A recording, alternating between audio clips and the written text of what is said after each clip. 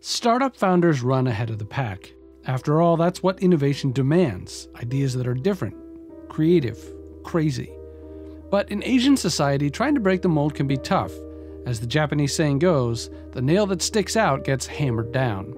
My parents had very high hopes for me as a child, academically, career-wise, and I tried to be the best eldest child I could. And I went through school, I went to good schools, I studied hard, I did all the right things, and I felt like I was a square peg in a round hole in society. Like I couldn't study, even though I was in good schools, I was never the best. And when I was in military service, that gap between high school and university and the rest of your life, and that's when I really started asking myself, what am I doing with my life, and I came across the idea of being a business owner and entrepreneur, and I knew that I had to create something of my own, and I didn't know what until that point, and I said, business I can do.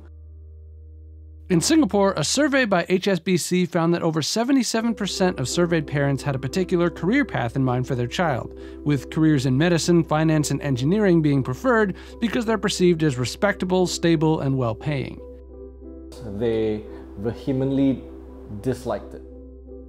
Every day at breakfast, my dad would basically look at me and say, Imran, why don't you get a real job? And that actually happened pretty much every day for a whole year. Over time, I've had to have moments or over dinner or conversations with them, and I said, look, I'm not doing any of this to make you unhappy.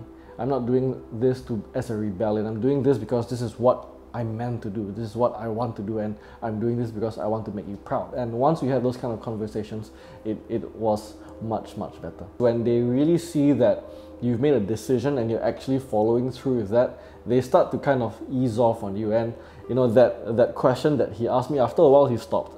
And obviously they are the closest people to me, at least back then. And I wanted to make them happy. So that was a very tough conflict to manage. But in 2013, Imran's startup Street Smart University wasn't taking off. It had burned through its seed funding in a year. In debt, Imran was overstressed, overworked, and only 6 months away from marrying his fiancée Jenny.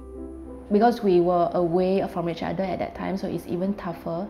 Like when we send messages, it will be not reply or very short sentences, and then when we talk on the phone, it seems a bit curt. He's very tired and all the time, and he doesn't want to say too much. It feels like there's something inside him, but he cannot say it out. I think it's just still such an ingrained thought in men, or maybe in Asian men especially, that you have to be the breadwinner, you have to be the one that brings home the food and takes care of the family and leads and provides. And I told her, like, we had that frank chat, and I said, look, to me, the idea that I can't take care of my family, I would rather die, right? That's how shameful it is for me. And I think it was me not being able to say this and kind of like really hiding in my own shame and in my own guilt and in my own pressure and my own stress.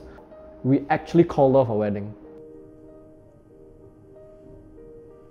Like I myself sit down and think, what is my role in this relationship and what do I want in this relationship? Actually, I get him to fly to Vietnam so that we can talk face to face. Yeah, so that is very important, so that we can just dig out whatever emotions that inside that we cannot share. When we were able to speak it out and we were able to say, hey, what's really important?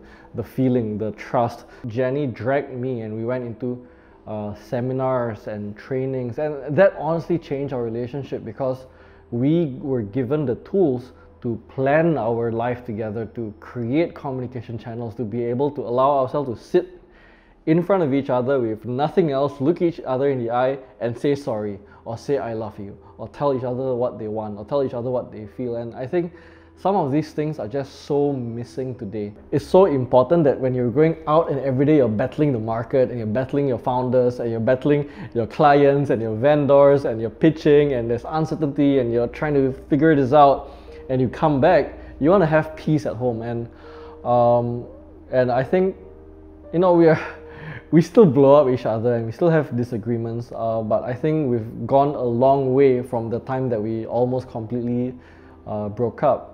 to really creating that feeling that when we're at home, there is security, safety, peace. We can be who we are. We can say what we need to say, and I think that's just super important.